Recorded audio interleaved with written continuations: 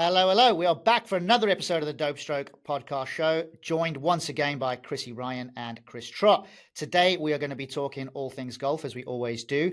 But there's a really unusual query coming through the ranks here from our boy Bubbles, saying that he hasn't had a wink's worth of sleep in the last 3 nights.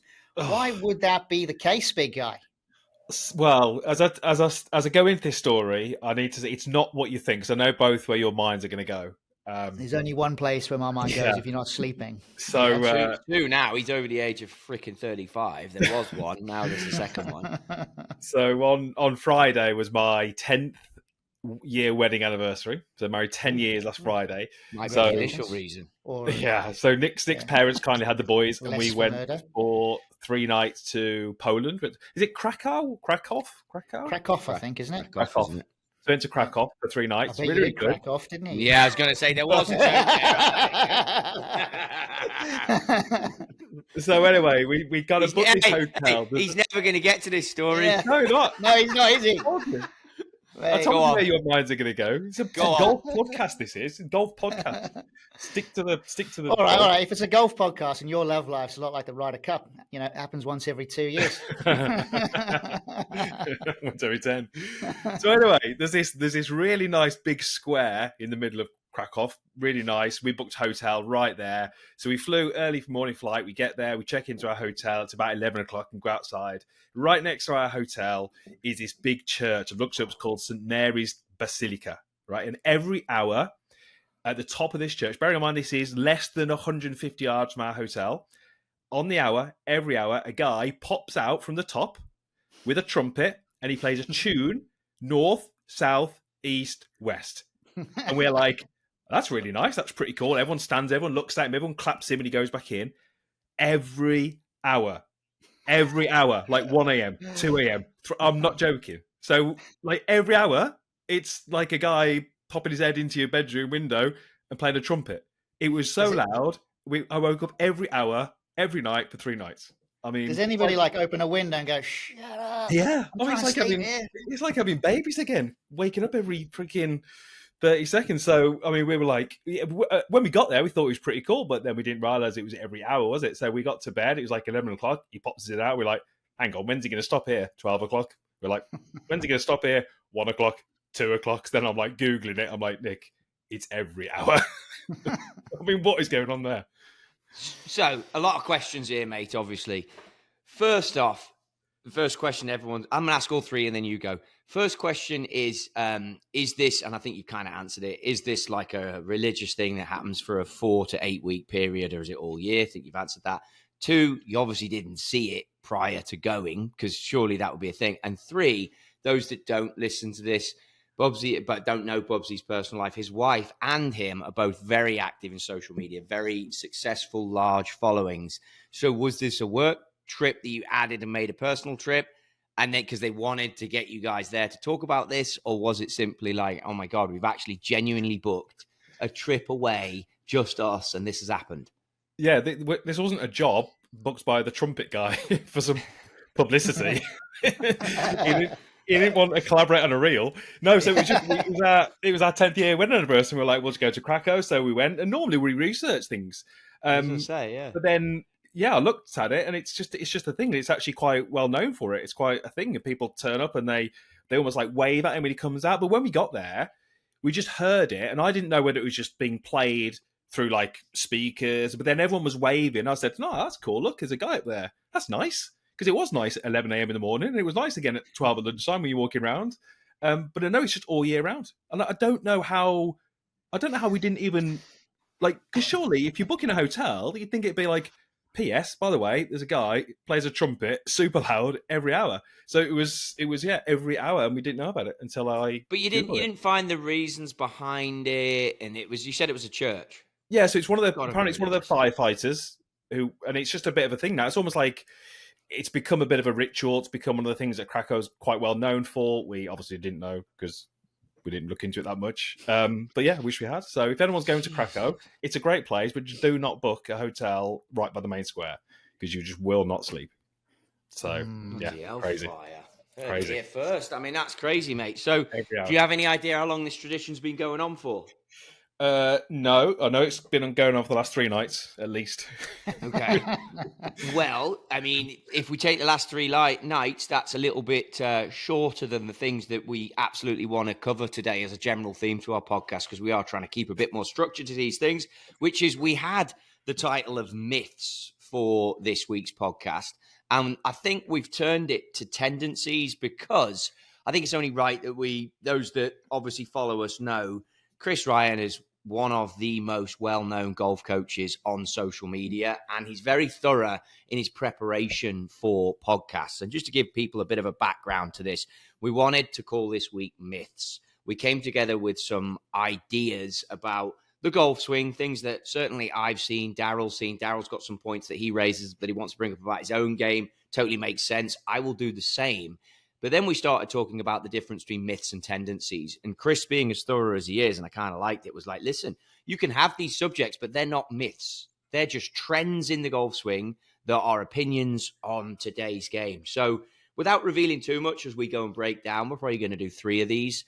But Chris, give us the differences between myths, tendencies. I know that you define things extremely well, and that's probably why you've had such great success in the coaching space. But tell us a myth versus a tendency to kick this thing off. Well, I would think as a myth would be something that has been almost kind of passed down through generations, and we could reel a few off, but we've probably all heard them at some point, whether it's been from a friend or a coach that we've seen over the years. And the more that there are some smarter people out there than me who have done incredible research. The more we look into the golf thing, the more we get under the hood and we find out more about what's actually happening. We realize that these kind of myths aren't necessarily true, but it takes a long time for, the average golfer, the general population to sort of follow that. So there's a lot of things that get spouted by golfers that are just wrong, and I think those are myths. Tendencies and trends, I think social media has played a big role in that. And it's almost sort of styles of swing that sort of come to the forefront because of social media, and people jump on that trend. And because it might get a bit of traction, other coaches then post content on it, do videos on it, and it starts to blow up as a bit of a trend. But it's not necessarily a myth. It's just something that's almost, I guess, popular at the time. And some of them are good, some of them aren't so good. So there's a slight difference, I think. I think any industry will have myths that surround it. I mean, from Daryl's side as the business, from your side, the club fitting, I'm sure there's things that you hear, that aren't necessarily true, but that's just what people seem to know as true. How, when you play golf, do you navigate this landscape? Because social media teaching has become a dangerous place for a lot of us. How do you navigate it, and how do you make sure with your own swing you don't fall down the wrong path? Because certain things aren't possible with our bodies, and as our bodies change over time, but we see something that we might like online and then try and do it, but it's not for us. So how do you suggest people manage that space? What I would always tell people is, if you're going to be using online content, and we'll categorize it as the free stuff, the Instagram, the TikTok, the YouTube, there is so much really, really good stuff out there for some really, really good coaches.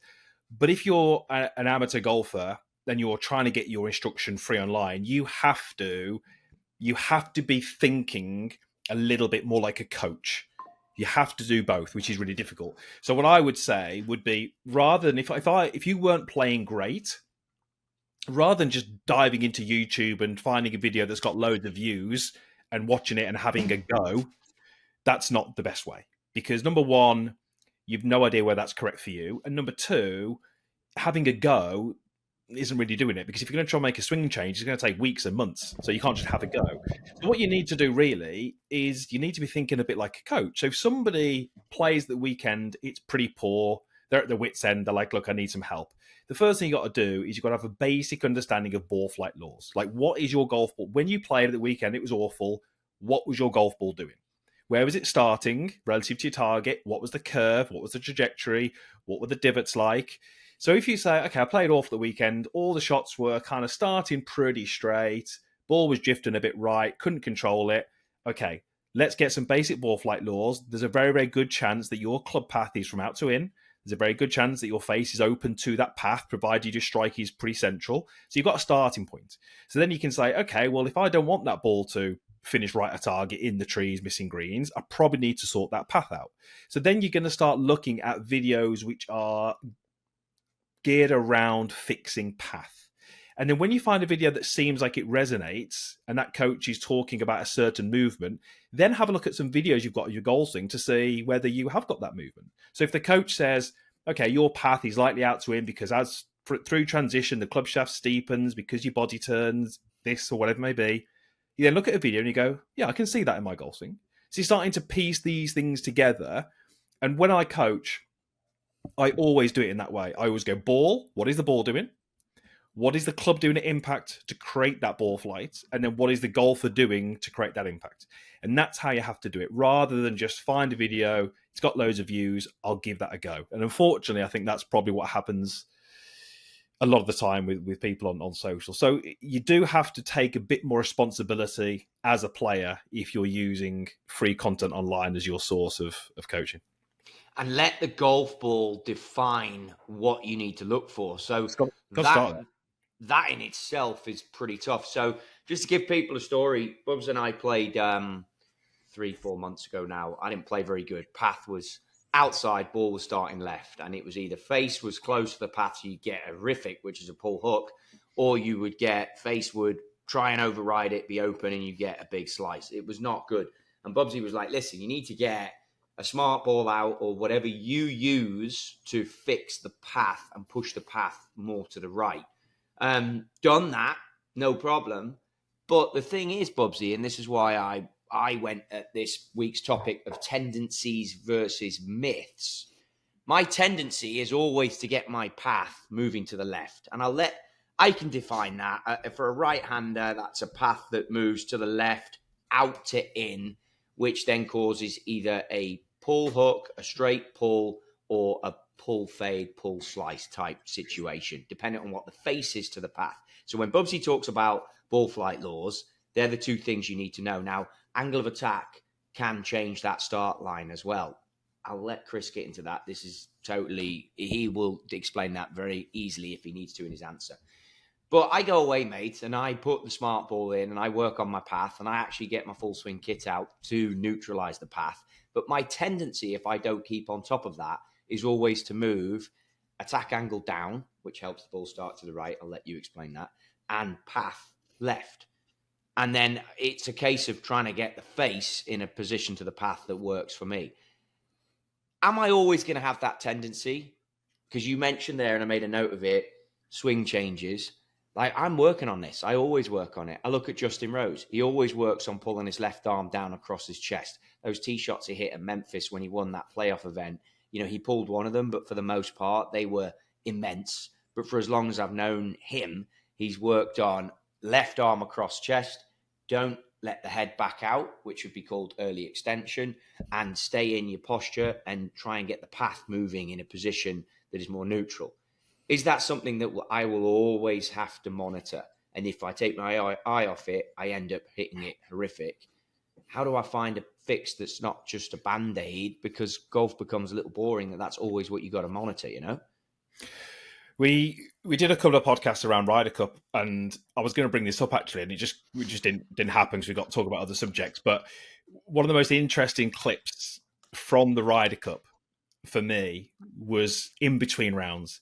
I can't remember what day it was. It was between the morning and the afternoon. I think they played 4 sums and then 4 ball. I can't remember. It might have been day 2. Tommy Fleetwood was just on fire that week. He played great. And he's played in the morning. He's won his match.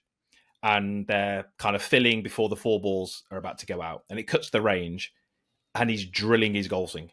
You've probably seen him, he's got alignment stick on the ground for alignment. He's got alignment stick up for kind of, shaft angle kind of thing if you're looking at down the line. And I had a little chuckle to myself. Although this guy is one of the best in the world, playing the best golf he's probably played ever, and he's doing drills in between the round. And it just made me realize that your swing changes never ever finish. You never own your golf swing when it's good. You just kind of renting it, and the rent is drills. You got to pay the rent. You got to do the drills.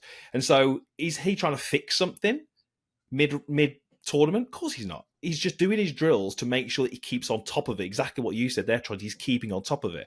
And there's definitely a bit of a narrative here that, if someone comes in and they're slicing it, they've got their tendencies. You might find that when you've worked with a coach for a good year and your golf swing is moving in the right direction, you're going to have found one or two drills that work for you. Those drills, you do them forever. They're just, you've got to constantly do them.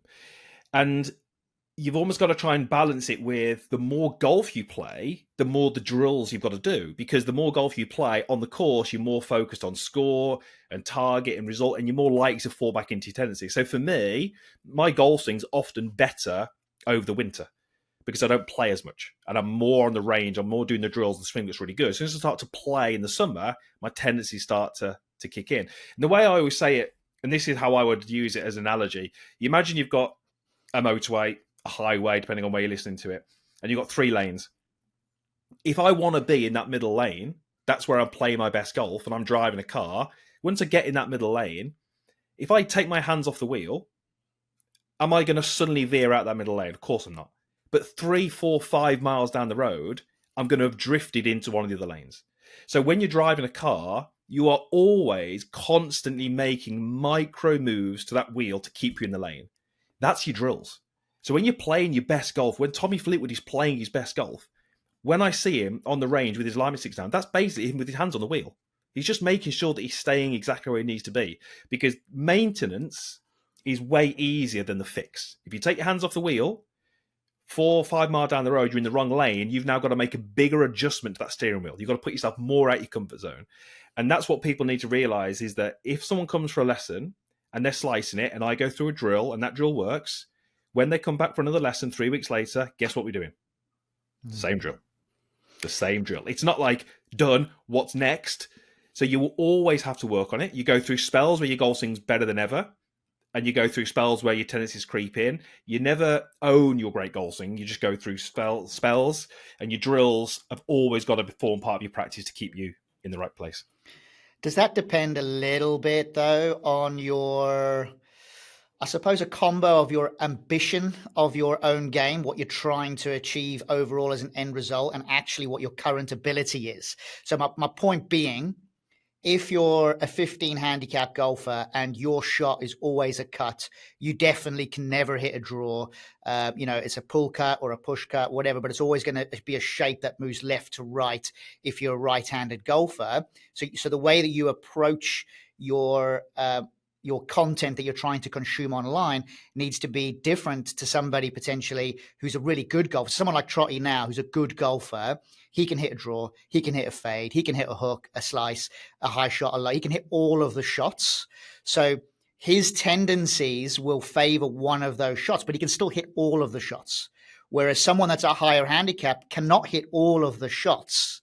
But the ambition of the higher handicap golfer, let's just say that person's 15, maybe they're a young guy who wants to maybe become a scratch golfer. So the way that they approach their tuition has to be quite different to the way that Trotty does. So Trotty, like you said, is much more maintenance related and having an understanding of where his tendencies are, so he can have the drills to be able to keep his hands on the steering wheel. I get that analogy, by the way, it's a good one. But then for someone who's actually trying to improve, they've still got those tendencies while still actually trying to develop skill. How do you reach a point where with one golfer you're doing one thing and another golfer you're doing another thing? Because when I look at the tour players as well, just to add a bit of depth to it, there's coaches out there week in, week out. We see them all the time. But my perception is, and having asked a few of them this particular question, for them it's more like supervised practice than it is coaching, because those players can hit pretty much all of the shots. Maybe they lack a bit of consistency, which stops them from winning on a consistent basis, but ultimately they can hit all of the shots. So at what point do you stop developing your golf swing and start going into maintenance of your game? If you see where I'm going with that. Yeah, I think it's a good question. And obviously, when you get to a certain level and you're, playing the world tours and you maybe establish yourself as a winner, you kind of know that you've got that ability. I'll never forget, I should say, a story from Sean Foley. And it was when he was working with Justin Rose. And it's trying to find your own blueprint. What's going to work for you? What's going to work for Dazzler? What's going to work for Trotty? And I think Justin Rose had played a tournament, and Sean Foley wasn't at the tournament. And Rose played really good, won by a few shots. I can't remember the exact tournament. I can't remember how many shots he won by, but he played really, really good. And he texted Sean after and he said something along the lines of, I feel like that's the best I've played. And Sean Foley basically sent a text back saying, get your numbers, get your data, send me some videos. And it was almost a case of, I want to capture this exact swing. I want to know what your data is. So we would know that as kind of like path, attack angle, vertical swing plane, low, but whatever it may be. I need to get that, and I want to look at the videos, because what he would then be doing, and this is what Sean Foley said, when Justin Rose comes to me in 6 months and says, I'm not swinging as well as I feel like I can, Sean isn't looking at his golf swing and going, well, that doesn't look quite right. He's going, well, this is what you did 6 months ago. So let's just move you back here. So the longer you work with a coach, the better you get. You almost have your own vision of your golf swing. You know what your golf swing needs to look like. You know what data you need to put up there. And you start working back towards that. If you're an amateur golfer, you're almost still searching for that sort of pinnacle in your performance. And once you feel like you get to that point, then you can start to take that as a bit of a blueprint. The difficulty is if you're a 10 handicapper and you want to get to 7, when you get to 7, you want to get to 5. You want to get to 4, you want to get to 3. But you do need to know what your best swing looks like and what your best golf looks like.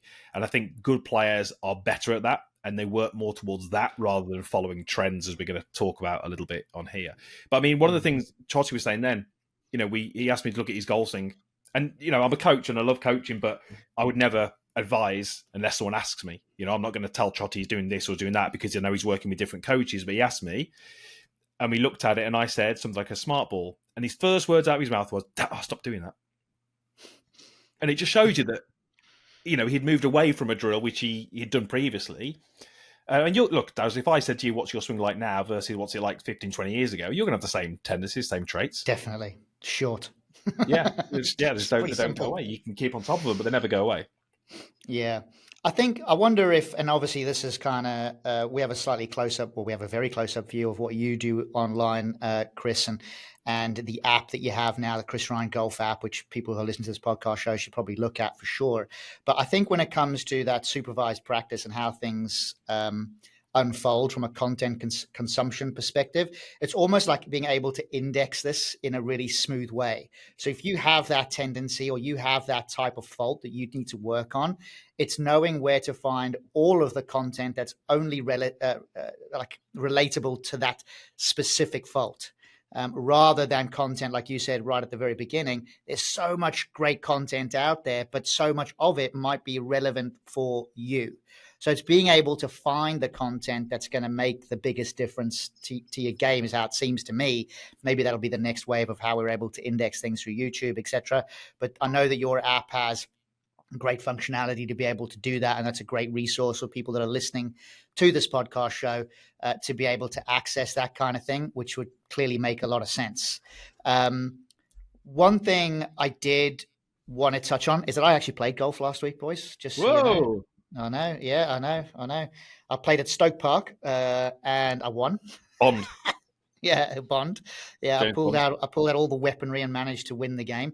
I actually played all right, but I tell you what I tried to do, just as because I hadn't played golf for several months before that. Although I must admit, I do have the great fortune that my office, full swing simulator office here in the UK, I do probably hit at least 5 shots every day. But what I was recognizing is that over the last few months hitting shots in those sims, I definitely have like a consistent pattern. And I kind of forced myself to accept that on the golf course, probably for the first time in what I would say would be many years, actually. And I found myself playing a lot more conservatively, but yet making a lot more pars and birdies. And I was like, well, that's actually not bad. I'm playing pretty good here. So I think part of it is also knowing what your limitation is, and almost going with the mindset. And this is how I try to relate to myself from a business perspective as a golfer. And I don't know if we're touching on a myth here, but it's like I was always playing for the percentages. So I'd stand on the shot and I'd go, right, is this going to be a successful shot 8 out of 10 times? Yes, right, go for it. Go for that shot. If it was going to be less than that, I just played it more conservatively. And I actually played all right all day. So I feel like the strategy element is often misunderstood.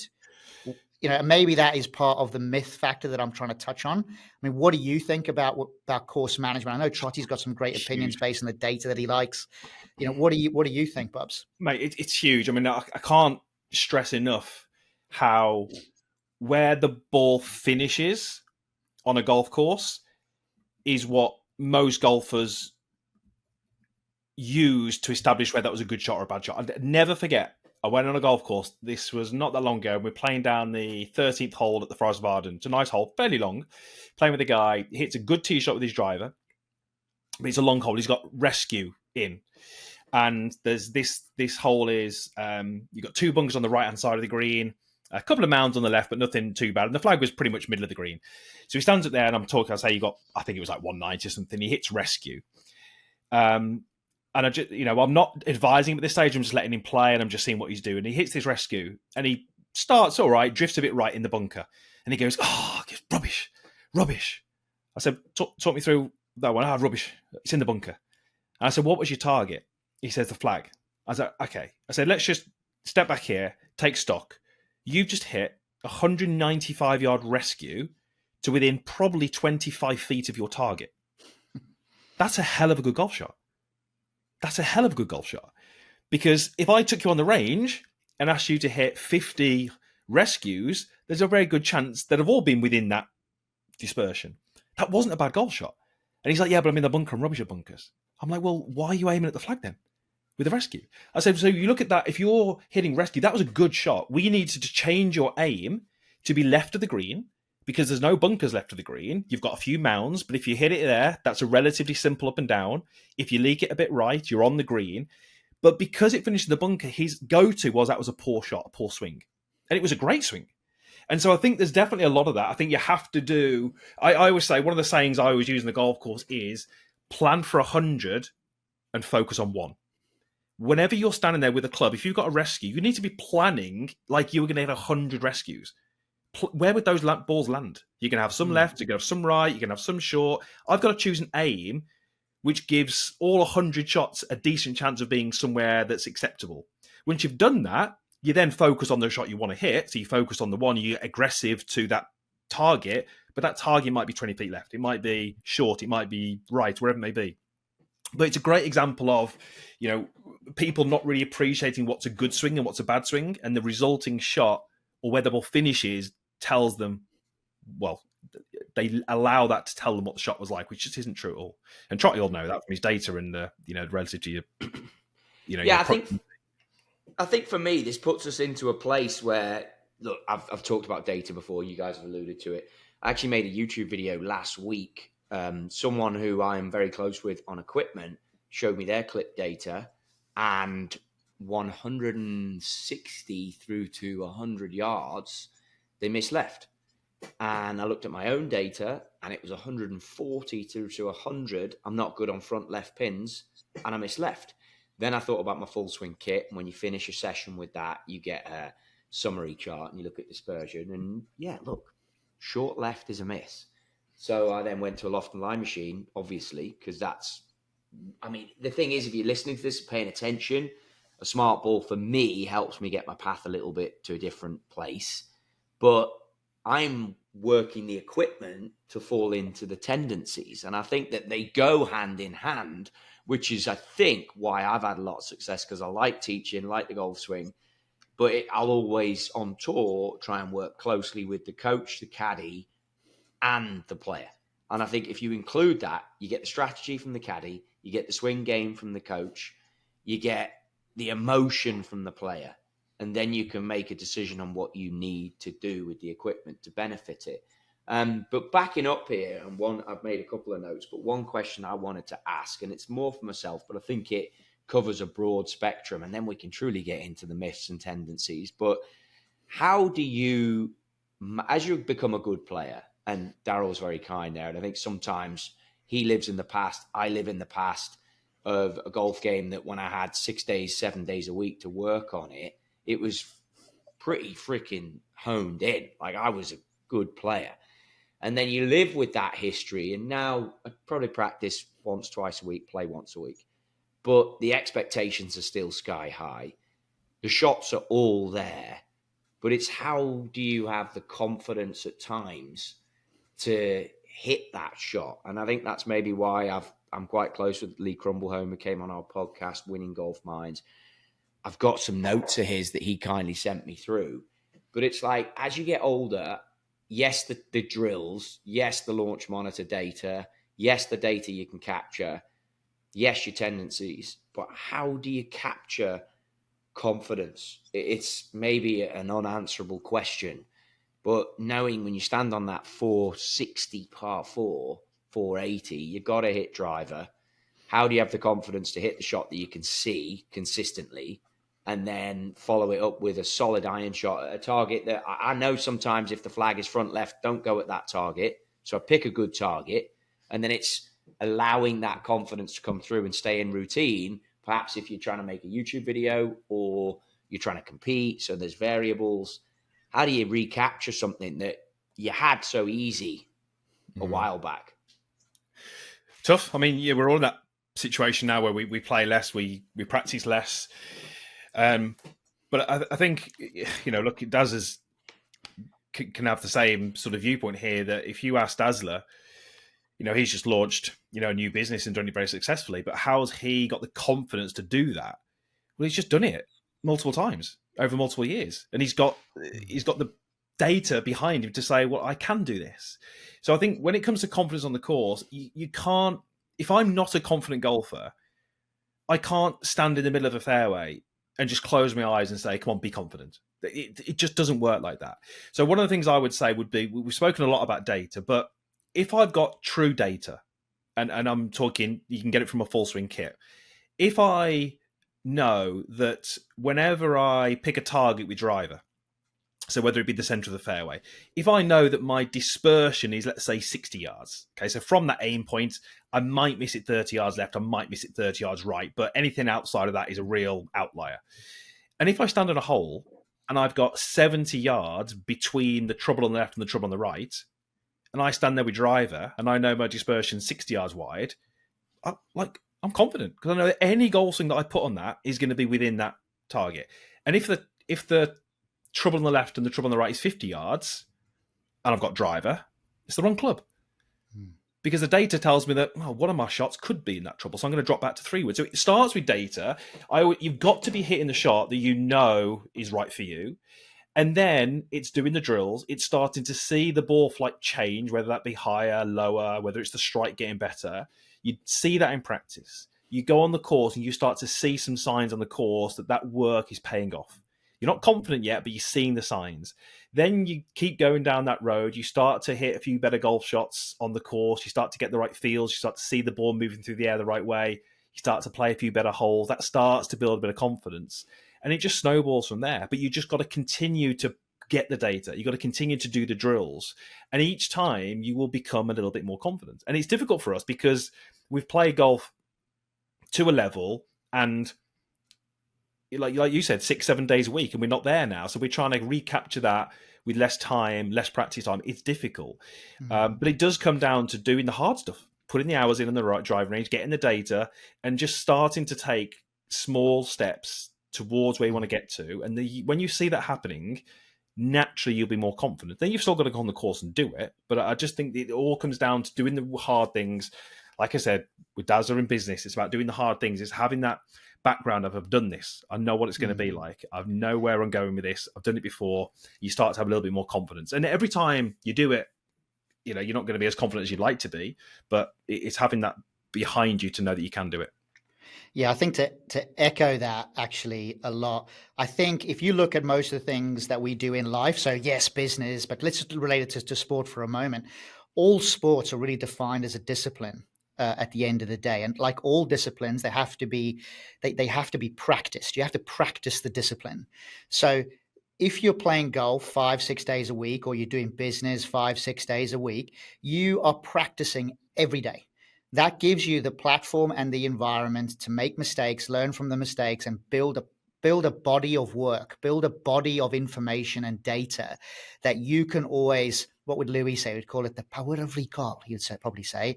And you'd have to think about a time when you would you'd be in that position to basically apply that particular shot or that particular skill at that moment because you know that you've done it before. But I actually think, so right now, for all of us, we don't play as often as we used to. We're no longer practicing the discipline to the same level. So what's happening is we have this amazing body of work that we've built up over many, many years of lots and lots of good shots with every club we've hit in every scenario. But the challenge is, because it's not being practiced every day, the gap in training is more sparse.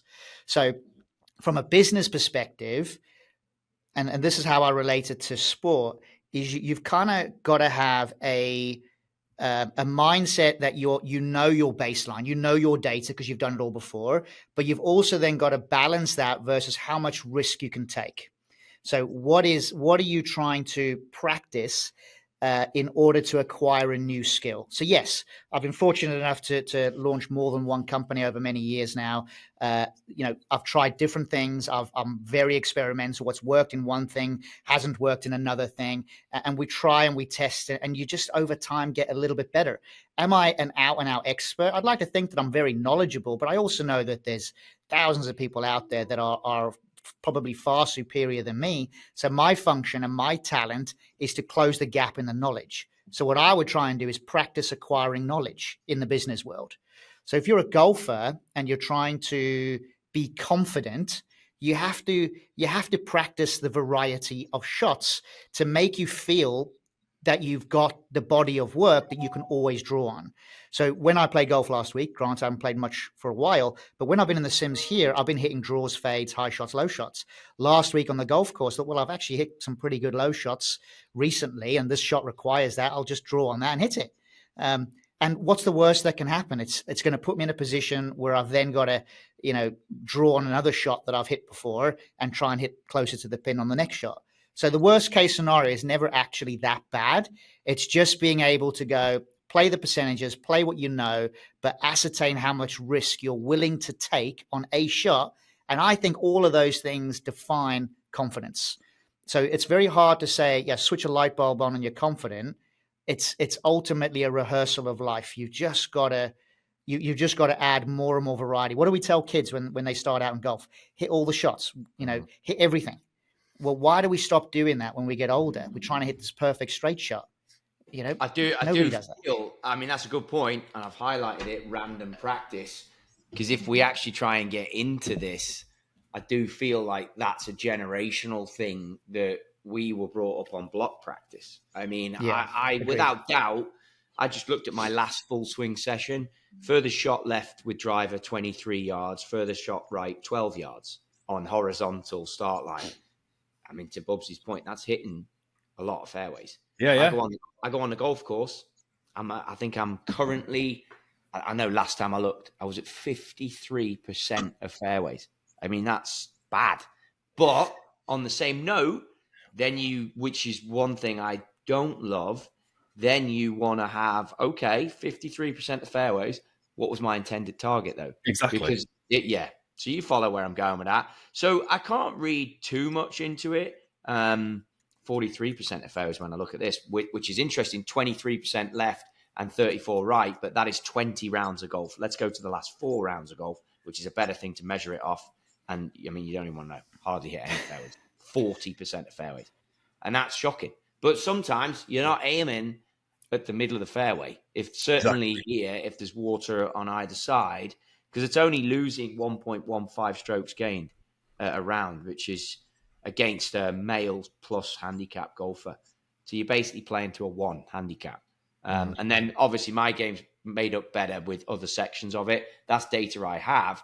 The only question I was going to ask as a follow-up, and then I want to move on to some of these myths and trends, is so I have those answers, Bubsy, and I've been playing better, a lot better, like throwing a couple of good high 60s in there, and then had a couple of mediocre rounds where the short games left me. But it's like, how does that confidence spill out?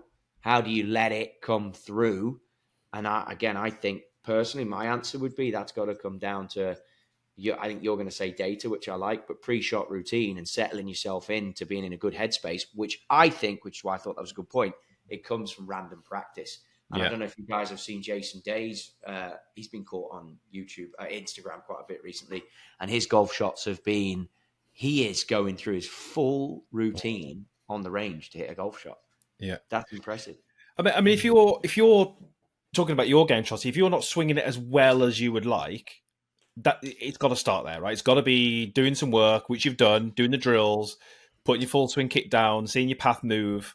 Then you start to get a bit more confident. And then when you start to go, do you know what, I'm kind of swinging it a little bit more like how I want to swing it, then random practice is key. But then on the course, getting just super immersed in your target rather than the technical side of it, which is hard. But I don't think, I mean, look, you get the exception to the rule. I know someone like a Justin Rose, he's a little bit more technical, but I think it's really hard to play your best golf with technical thoughts. I think you can have a couple of feels, but I think once you can start to look at your swing and your data and go, do you know what, I've moved it a little bit, I'm really happy with that. Then on the course, I'll be getting you to get dialed in the shot. Like, what's the start line? You know, how high is it going to go?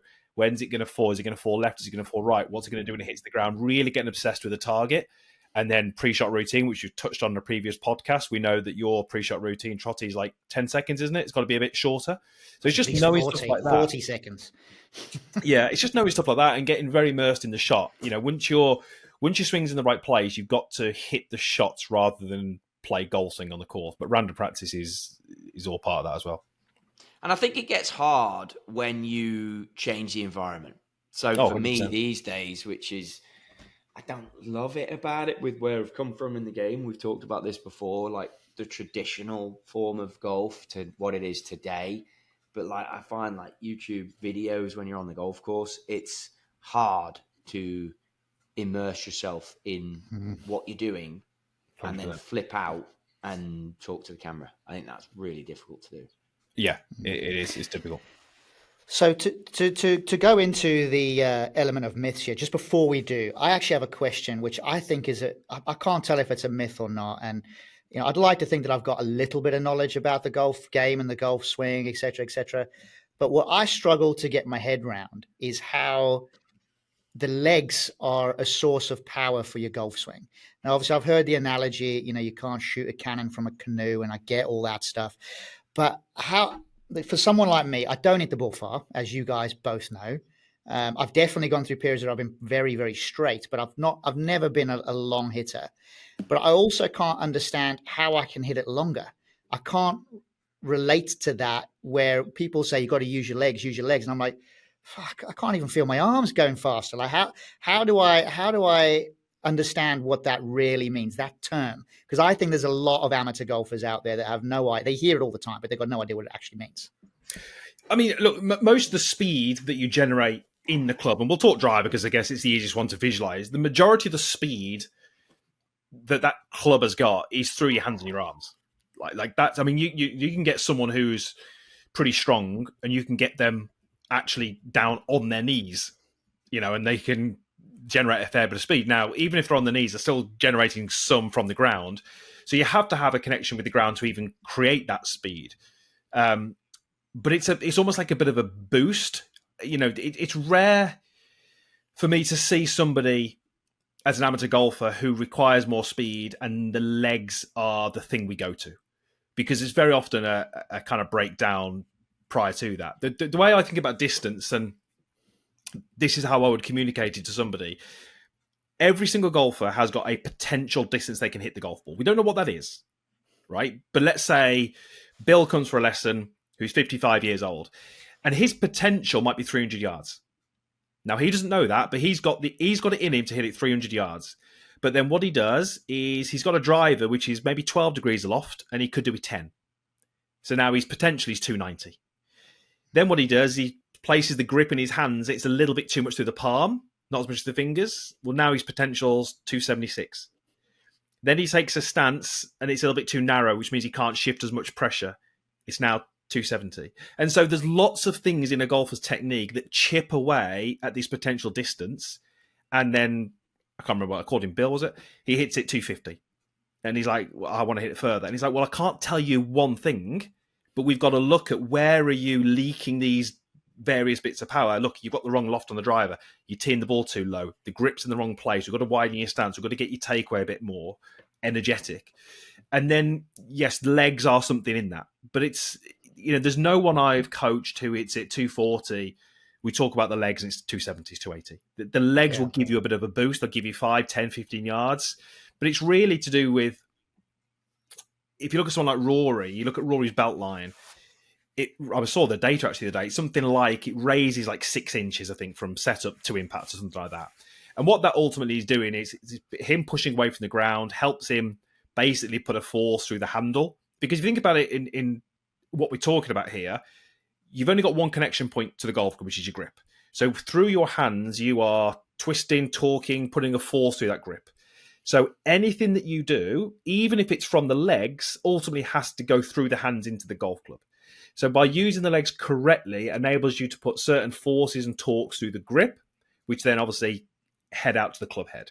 But if you're trying to use your legs to create energy and the connection between your arms and your body and the club aren't secure or correct, it's wasted energy. So it's got to be, you've got to have the right grip, you've got to have the right sequencing before you can even look at kind of what the legs are doing. I guess that sequencing is quite interesting because when I've been hitting golf balls here in the Sims, all I've really been trying to do is use my hands more. So set the club earlier, really feel like I'm using my hands. And I feel like the rest of my body I'm still getting the same or maybe even more distance, but it feels like a lot less effort to get it. Maybe because the sequencing element is right. So to stay on topic for the myth on that, I think a lot of people are trying to acquire distance. I mean, I've definitely been in that camp over the years. I've kind of given up on that now because I just want to hit it freaking straight. But in terms of distance, what do you think is the biggest statement or the biggest myth that's a factor in determining how people approach trying to acquire distance? Well, we're all of a similar age. We all had lessons. And back in the day, I've probably been guilty of this myself, but how many times have we heard a coach say to us, and probably still hear it now, driver, takeaway, low and slow. I mean, Jesus Christ. Like, you show me a golfer who hits it a long way that's low and slow. I mean, someone like a Bryson, Rory, there is so much energy in that golf club early. And you've got to start that. Like, if you go low and slow, like, game over. Like, and look, there'll be someone will cite a golfer, and I'm talking about the masses. You're always going to find the outlier or just something different. But I think one of the biggest myths when it comes to power is you've got to get some energy into the swing early. And it's not just because the club's moving.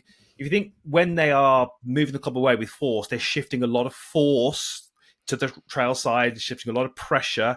Someone like a Bryson is often trying to actually gain a bit of height in the backswing because he realizes that he can then kind of slam that back down into the downswing.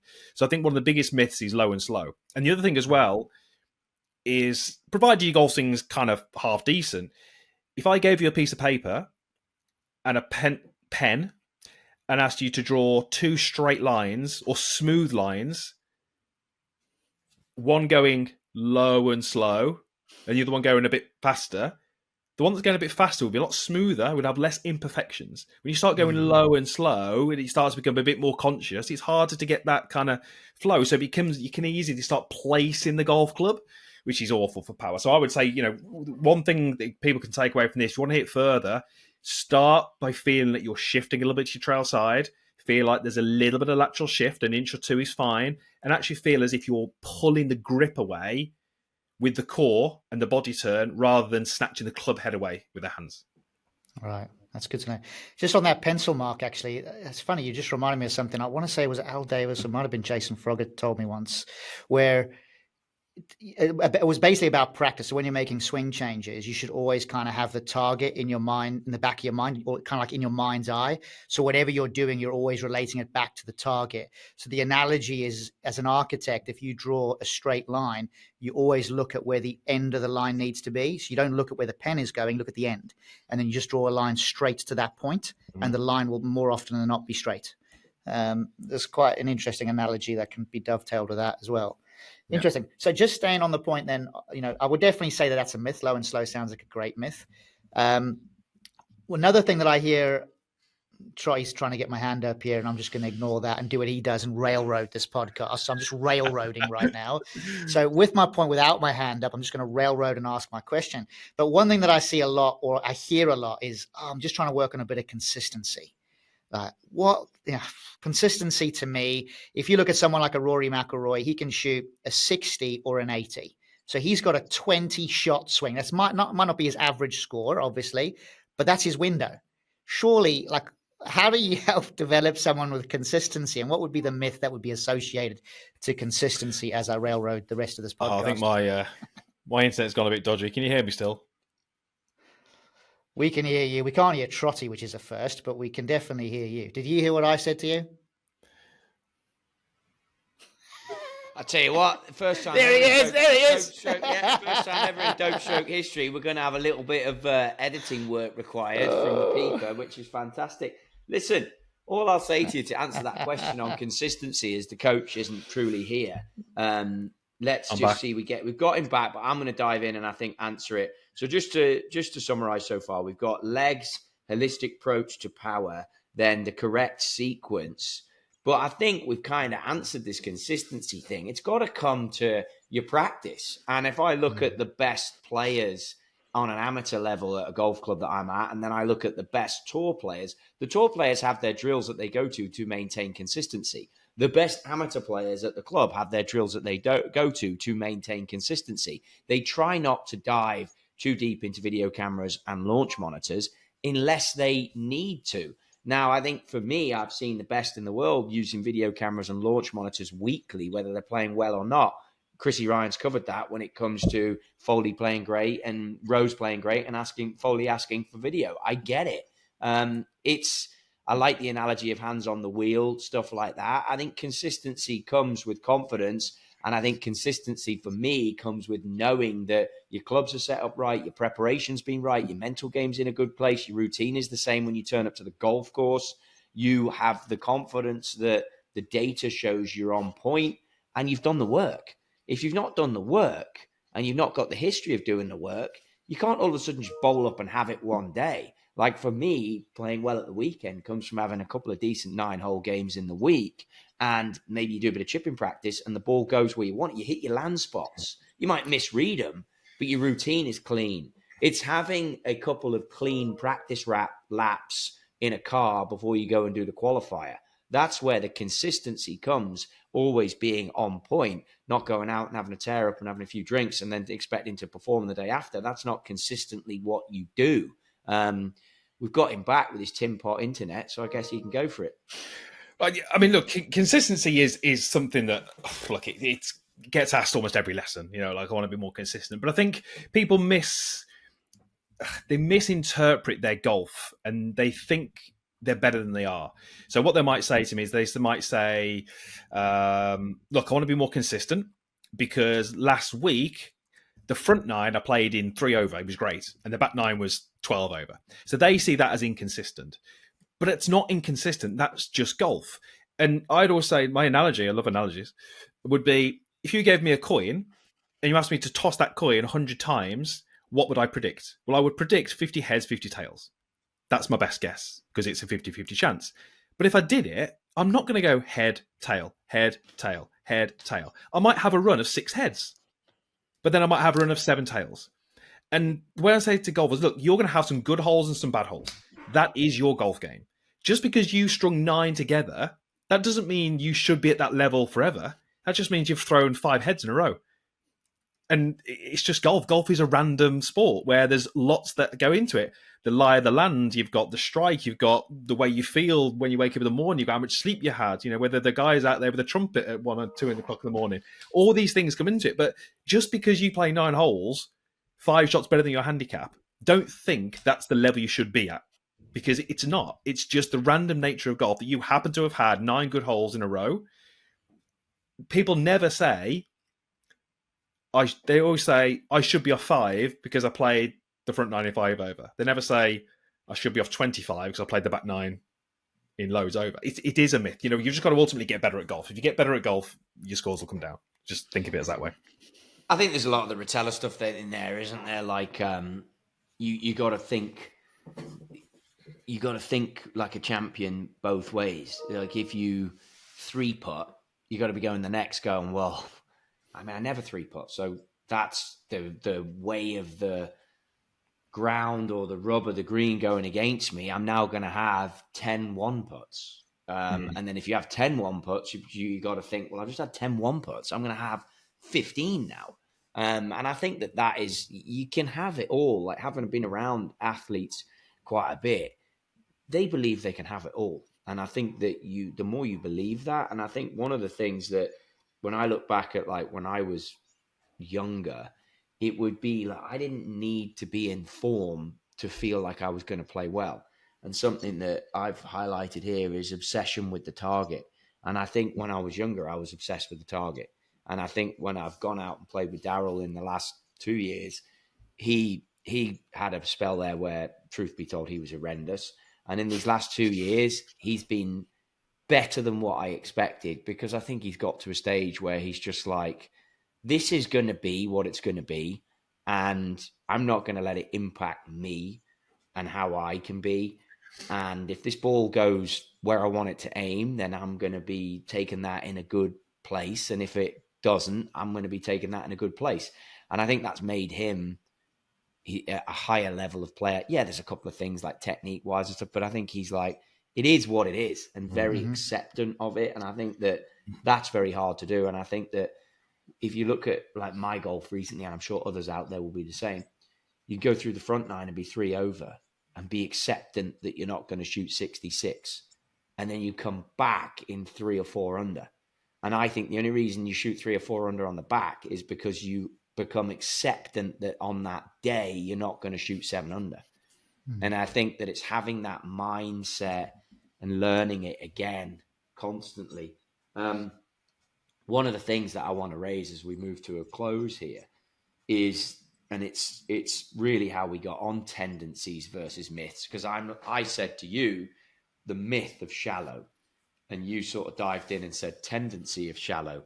You can talk about it in chipping, or you can talk about it in long game. But there's a lot that's out there now on shallowing the golf club. Like, if you make a YouTube video and you talk about shallowing, everyone dives on that, and it generally does quite well. But if we look at Tiger, look at Ernie Els, who went just before him, we look at Faldo, none of those guys were, Faldo may be the shallowest of the three, but definitely not described as shallow. You can go back in time to a Hogan, he would have been there. A Morikawa would be there, a Dustin would be there. Obviously the face angle, and I want to leave you to a little bit to talk about this, but where does your head sit on shallow versus steep? And does it deserve to be as big of a deal as we've made it out? And then cover it on chipping as well, and shallow versus steep chipping. So I think we need to start this by covering the term and its two uses. Because if you look at a golf swing from down the line, so kind of looking down towards the target, you would naturally swing a driver on a shallower swing plane than you would swing a wedge. That's the kind of almost called the vertical swing plane. So driver's more shallower than wedge. But then you've also got the attack angle. So the iron at impact, you've got steep and shallow. So the majority of golfers who struggle are too shallow at impact. But when you look at their swing from down the line, they're too steep. So that's the kind of confusion, because you can have a shallow swing and be steep, and you can have a steep swing and be shallow. So if you look at it from a down the line perspective, so looking at the golf swing, kind of how you'd see it on a slow motion camera, someone like a Tiger, I mean, when Tiger was swinging his best, if you get him to the top, he would be lowering the golf club and he'd be lowering his hands, but there was no shallowing there. And like you say, someone like an Ernie Els, again, lowering it, but not shallowing it. Then you've got someone like a Sergio, who's got a very, very pronounced, shallowing movement. And there was definitely a spell when that was the hot move. And, there was pros doing demonstrations of, up to the top and then this club getting almost horizontal to the ground. It's a better movement to have versus a steepening move, generally speaking. But it's probably, when you look at these people who've got this kind of shallowing move, and we're talking about pros here, I'd almost guarantee that they've not been coached that. It's just the way they've naturally swung the golf club. They've just figured out a way to do that. I think if most golfers could get into their head that when they get to the top, the hands and the club have got to lower significantly, then that would be more beneficial than trying to get this thing shallow in behind them. Because what's not talked about as much is that when you shallow the golf club, you are also effectively opening the face. And there's not many amateur golfers who need the face to be more open in the golf swing all the way down. So, lots of golfers steep in it. So lowering it would be a better option than trying to get it shallow. Definitely a bit of a trend. Although it does seem to have died a little bit recently. I don't see it as much as social moves on, but it definitely went through a spell of it was like every other video was on shallowing and the benefits of it. And it does have some benefits, don't get me wrong, but when you look at the average golfer who's playing at the weekend, there's a lot of movements there to try and coordinate and get the club back to the ball with a face square. It's a difficult move to master. What about for chipping? So you look at someone like Joe Mayo. He's very much now into steep. That's both vertical swing plane, so down the line, and also in terms of the attack angle. And then you've got someone you spent some time with, Parker, who I know that has got slightly different views. And I think what you're kind of seeing there is that you can, if you're skilled, if you can get ball first contact, you can sort of chip with anything. So I know Joe is very much steep vertical swing plane, stand really close, get the handle pretty high, get it almost as vertical as you can. You can be sort of like as good as 10, 11 degrees down and still chip it well. But you can probably speak a little bit more on what Parker coaches, Trottie. Is he a bit more kind of all round? He can do it both ways, shallow and steep? I think first things first, Parker's a player, and there's obviously one on tour. And then Joe, I think, I have met Joe loosely, but only at tour ranges to say hello and stuff. And he obviously measures everything. And I think that Parker takes the shaft lean out. So Joe will have the handle forward, shaft lean. Parker takes it out, and then putting grip and much more rotational, which then controls the low point and almost sometimes just bruises or brushes the grass. Whereas Joe will look for the club to go in and then exit. I think Joe's is easier to use if you are less talented. I think when you get around Parker, you realize he's very talented. I think it's an excellent way to chip, but I do think for the majority of golfers, it's not as easy to use as Joe's, which then makes Joe's method also fantastic. Mm-hmm. I personally think, and I've come to the conclusion, if you can have both in your toolbox, which would be another good short game guy, which is Derek Dominski, then playing off Kikuyu grass is nice to be shallow. We don't get that in the UK. It's here a lot. And playing off of Bermuda, if into the grain, is nice to be steep. And I think that you need both options has been my conclusion. Sadly, I had to go to chipping hell to get to that conclusion. Much like with trying to shallow the golf club, I've had to go to shallowing hell to get that conclusion that it really might not be for me because I just can't shallow it. Because I think I've got some body issues, which I think is for another podcast when we look at our body and our tendencies. But that's my take on it. And yeah, you're rightly so. I went out to see these guys just to ensure that I had the answers. And even at my stage of the journey, like I was doing that to get information. Yeah. I think what I said right back at the start, that the more we dive into the golf swing, the driver swing, the short game, and the more we study it, when I say we, again, I'll say that there's some smarter people out there doing a lot of great work. We're measuring more. So I think one of the kind of short game, I guess, myths is, and Joe's kind of shone a light on this, that if you're hitting pitch shots off relatively firm turf, kind of, I guess, what they would be playing PJ Tour, you can not take a divot and still be a good 7 or 8 degrees down. And I think that's where the myth has come in, that before we started measuring, we'd watch these players, they're not taking a divot, and so we'd go, they're shallow. But actually, they're not. They're still 7 or 8 degrees down, but whether it's the turf, whether it's the sole, whether it's the bounce, whether it's the flange, whatever it may be, a lot of these players now, as you'll know, Trottie and Dazzler, play 90% of the short game shots with the face a little open, which pushes the trailing edge down. So just because you see someone hitting pitch shots with no divot doesn't mean they're shallow. Yeah. Look, I think it's fascinating. I really do.